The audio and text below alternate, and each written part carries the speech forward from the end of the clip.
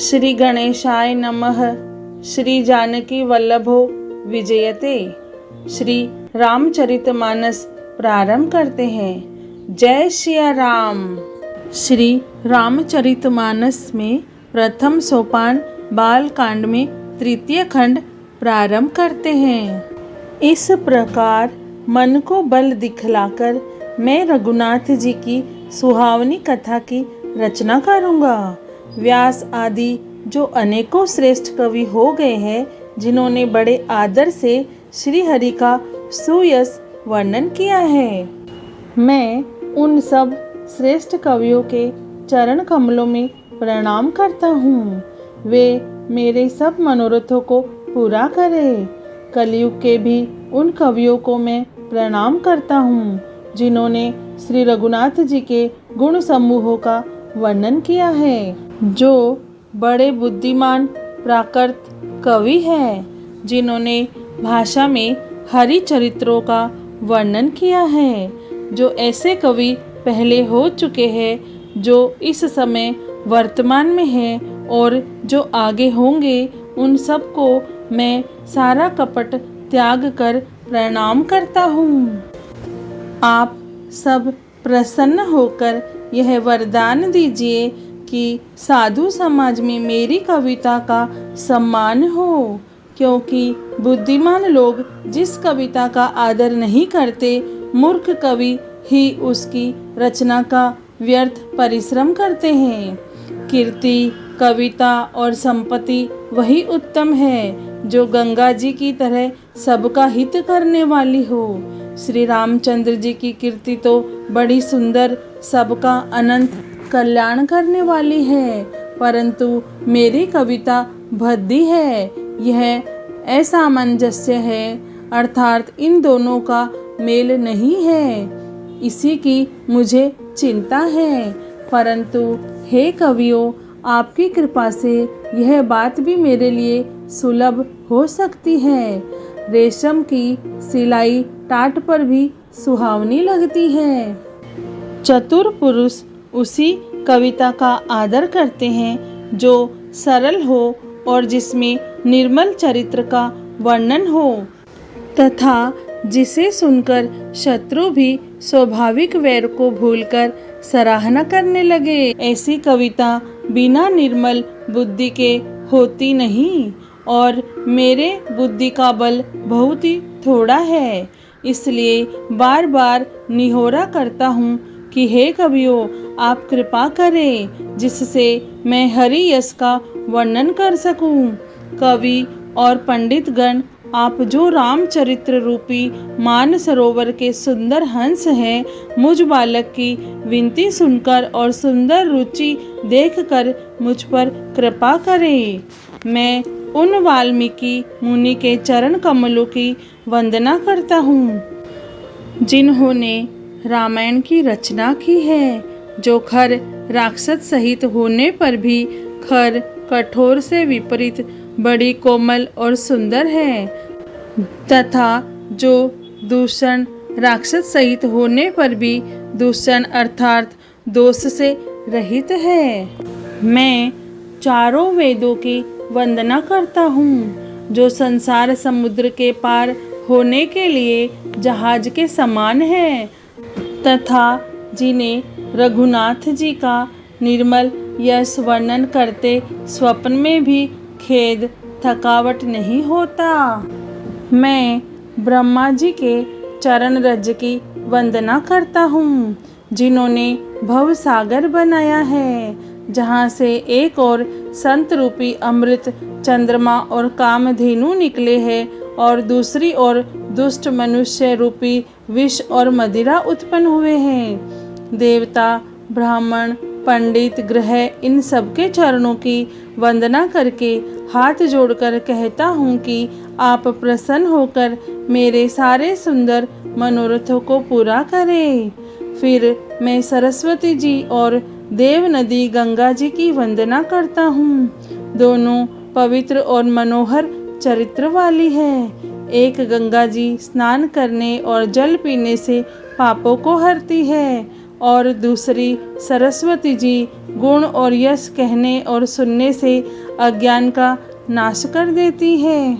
श्री महेश और पार्वती को मैं प्रणाम करता हूँ, जो मेरे गुरु और माता पिता है, जो दीन बंधु और नित्य दान करने वाले हैं, जो सीतापति श्री रामचंद्र जी के सेवक, स्वामी और सखा है, तथा मुझ तुलसीदास का सब प्रकार से कपट रहित सच्चा हित करने वाले हैं। जिन शिव पार्वती ने कलयुग को देखकर जगत के हित के लिए शाबर मंत्र समूह की रचना की, जिन मंत्रों के अक्षर बेमेल हैं, जिनका न कोई ठीक अर्थ होता है और न जप ही होता है, तथापि श्री शिव जी के प्रताप से जिनका प्रभाव प्रत्यक्ष है, वे उमापति शिव जी मुझ पर प्रसन्न होकर श्री राम जी की इस कथा को आनंद और मंगल की मूल उत्पन्न करने वाली बनाएंगे। इस प्रकार पार्वती जी और शिव जी दोनों का स्मरण करके और उनका प्रसाद पाकर मैं चाव भरे चित्त से श्री रामचरित्र का वर्णन करता हूँ। मेरी कविता श्री शिव जी की कृपा से ऐसी सुशोभित होगी जैसी तारागणों के सहित चंद्रमा के साथ रात्रि शोभित होती है। जो इस कथा को प्रेम सहित एवं सावधानी के साथ समझ बूझकर कहें सुनेंगे, वे कलयुग के पापों से रहित और सुंदर कल्याण के भागी होकर श्री रामचंद्र जी के चरणों के प्रेमी बन जाएंगे। यदि मुझ पर श्री शिव जी और पार्वती जी की स्वप्न में भी सचमुच प्रसन्नता हो तो मैंने इस भाषा कविता का जो प्रभाव कहा है वह सब सच हो। मैं अति पवित्र श्री अयोध्यापुरी और कलयुग के पापों का नाश करने वाली श्री सरयू नदी की वंदना करता हूँ। फिर अवधपुरी के उन नर नारियों को प्रणाम करता हूँ जिन पर प्रभु श्री रामचंद्र जी की ममता थोड़ी नहीं है अर्थात बहुत है। उन्होंने अपनी पुरी में रहने वाले सीता जी की निंदा करने वाले धोबी और उसके समर्थक पुर नर नारियों के पाप समूह को नाश कर उनको शोक सहित बनाकर अपने लोक धाम में बसा दिया। मैं कौशल्या रूपी पूर्व दिशा की वंदना करता हूँ जिसकी कीर्ति समस्त संसार में फैल रही है। जहाँ कौशल्या रूपी पूर्व दिशा से विश्व को सुख देने वाले और दुष्ट रूपी कमलों के लिए पाले के समान श्री रामचंद्र जी रूपी सुंदर चंद्रमा प्रकट हुए। सब रानियों सहित राजा दशरथ जी को पुण्य और सुंदर कल्याण की मूर्ति मानकर मैं मन, वचन और कर्म से प्रणाम करता हूँ। अपने पुत्र का सेवक जानकर वे मुझ पर कृपा करें, जिनको रचकर ब्रह्मा जी ने भी बड़ाई पाई तथा जो श्री राम जी के माता और पिता होने के कारण महिमा की सीमा है। मैं अवध के राजा श्री दशरथ जी की वंदना करता हूँ जिनका श्री रामचंद्र जी के चरणों में सच्चा प्रेम था और जिन्होंने दीन दयालु प्रभु के बिछुड़ते ही अपने प्यारे शरीर को मामूली तिनके की तरह त्याग दिया। मैं परिवार सहित राजा जनक जी को प्रणाम करता हूँ जिनका श्री राम जी के चरणों में गूढ़ प्रेम था, जिसको उन्होंने योग और भोग में छिपा रखा था, परंतु श्री रामचंद्र जी को देखते ही वह प्रकट हो गया। भाइयों में सबसे पहले मैं श्री भरत जी के चरणों को प्रणाम करता हूँ जिनका नियम और व्रत वर्णन नहीं किया जा सकता तथा जिनका मन श्री राम जी के चरण कमलों में भोरे की तरह लुभाया हुआ है, कभी उनका पास नहीं छोड़ता। श्री लक्ष्मण जी के चरण कमलों को प्रणाम करता हूँ जो शीतल, सुंदर और भक्तों को सुख देने वाले हैं। श्री रघुनाथ जी की कीर्ति रूपी विमल पताका में जिनका लक्ष्मण जी का यश पताका को ऊंचा करके फहराने वाले दंड के समान हुआ है, जो 1000 सिर वाले और जगत के कारण 1000 सिरों पर जगत को धारण रखने वाले शेष जी है, जिन्होंने पृथ्वी का भय दूर करने के लिए अवतार लिया है। वे गुणों की खानी कृपा सिंधु सुमित्रा नंदन श्री लक्ष्मण जी मुझ पर सदा प्रसन्न रहे। मैं शत्रुघ्न जी के चरण कमलों को प्रणाम करता हूँ, जो बड़े वीर सुशील और श्री भरत जी के पीछे चलने वाले हैं। मैं महावीर हनुमान जी की विनती करता हूँ, जिनके यश का श्री रामचंद्र जी ने स्वयं अपने श्रीमुख से वर्णन किया है। मैं पवन कुमार श्री हनुमान जी को प्रणाम करता हूँ, जो दुष्ट रूपी वन को भस्म करने के लिए अग्नि रूप है, जो ज्ञान की घन मूर्ति है और जिनके हृदय रूपी भवन में धनुष बाण धारण किए श्री राम जी निवास करते हैं। वानरों के राजा सुग्रीव जी, रीछों के राजा जाम्बवान जी, राक्षसों के राजा विभीषण जी और अंगद जी आदि जितना वानरों का समाज है, सबके सुंदर चरणों की मैं वंदना करता हूँ, जिन्होंने अधम पशु और राक्षस आदि शरीर में भी श्री रामचंद्र जी को प्राप्त कर लिया।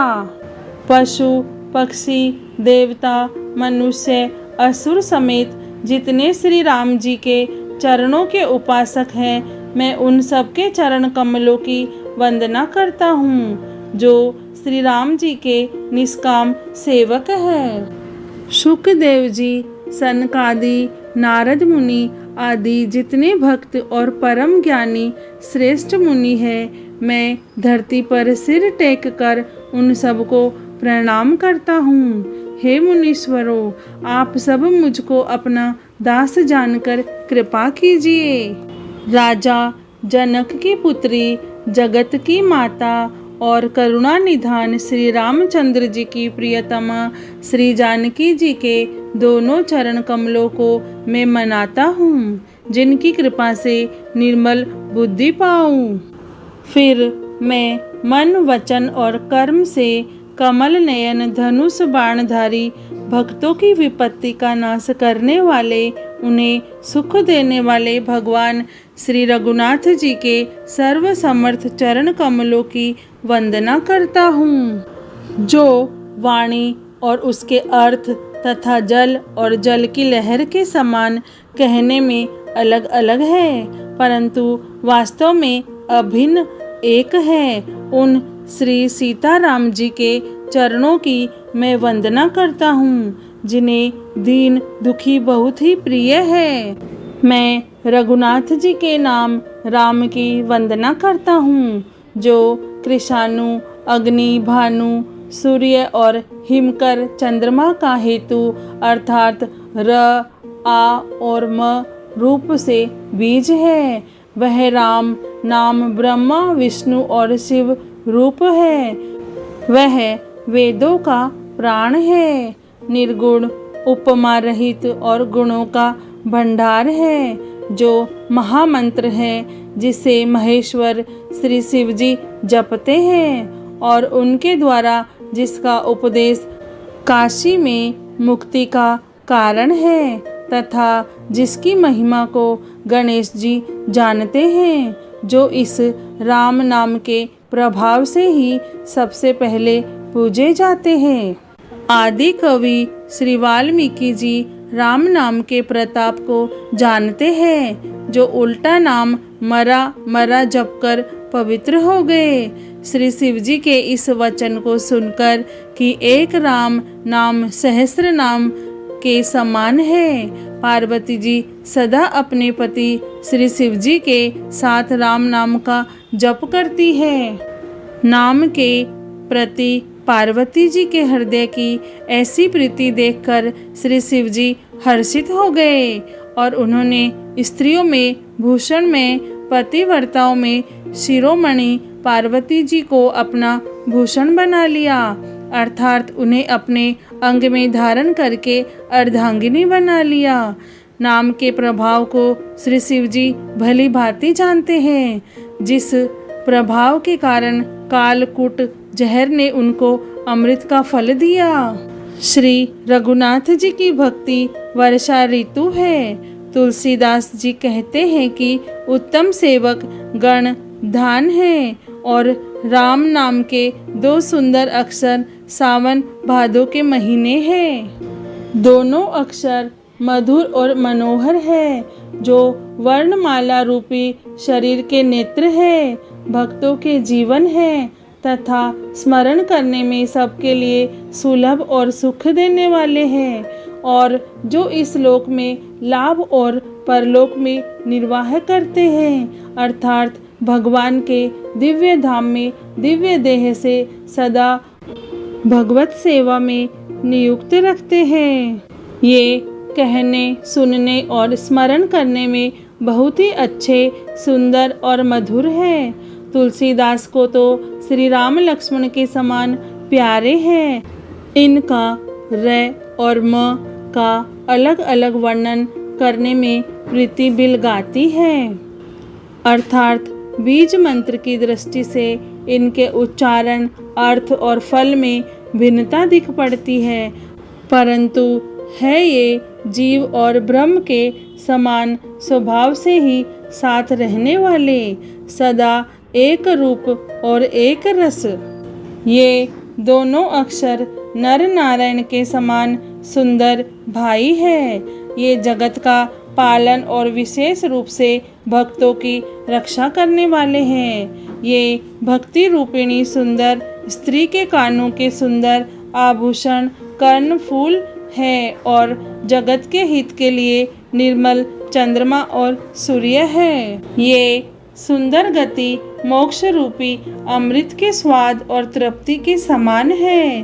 कच्छप और शेष जी के समान पृथ्वी के धारण करने वाले हैं। भक्तों के मन रूपी सुंदर कमल में विहार करने वाले भोरे के समान हैं और जीव रूपी यशोदा के लिए श्री कृष्ण और बलराम जी के समान आनंद देने वाले हैं। तुलसीदास जी कहते हैं, श्री रघुनाथ जी के नाम के दोनों अक्षर बड़ी शोभा देते हैं, जिनमें से एक रैकार छत्र रूप रेफ से और दूसरा मैकार मुकुटमणि अनुस्वार रूप से सब अक्षरों के ऊपर है। समझने में नाम और नामी दोनों एक से हैं, किंतु दोनों में परस्पर स्वामी और सेवक के समान प्रीति है, अर्थात नाम और नामी में पूर्ण एकता होने पर भी जैसे स्वामी के पीछे सेवक चलता है, उसी प्रकार नाम के पीछे नामी चलते हैं। प्रभु श्री राम जी अपने राम नाम का अनुगमन करते हैं, नाम लेते ही वहाँ आ जाते हैं। नाम और रूप दोनों ईश्वर की उपाधि है। ये भगवान के नाम और रूप दोनों अनिर्वचनीय है, अनादि है और सुंदर शुद्ध भक्तियुक्त बुद्धि से ही इनका दिव्य अविनाशी स्वरूप जानने में आता है। इन नाम और रूप में कौन बड़ा है कौन छोटा है, यह कहना तो अपराध है।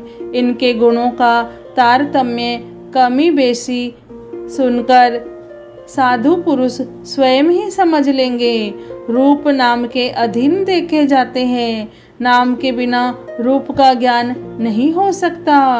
कोई सा विशेष रूप बिना उसका नाम जाने हथेली पर रखा हुआ भी पहचाना नहीं जा सकता, और रूप के बिना देखे भी नाम का स्मरण किया जाए तो विशेष प्रेम के साथ वह रूप हृदय में आ जाता है। नाम और रूप की गति की कहानी, विशेषता की कथा अकथनीय है। वह समझने में सुखदायक है, परंतु उसका वर्णन नहीं किया जा सकता। निर्गुण और सगुण के बीच में सुंदर साक्षी है और दोनों का यथार्थ ज्ञान कराने वाला चतुर दुभाषिया है। तुलसीदास जी कहते हैं, यदि तू भीतर और बाहर दोनों ओर उजाला चाहता है तो मुख रूपी द्वार की जीभ रूपी देहली पर राम नाम रूपी मणिदीपक को रख।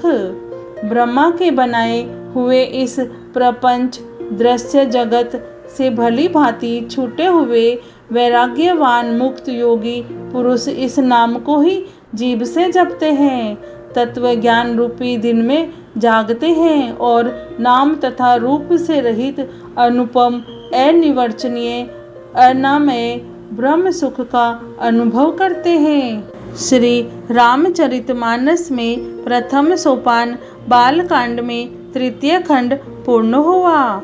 जय श्री राम, जय श्री राम, जय सिया राम, जय सिया राम, जय सिया राम।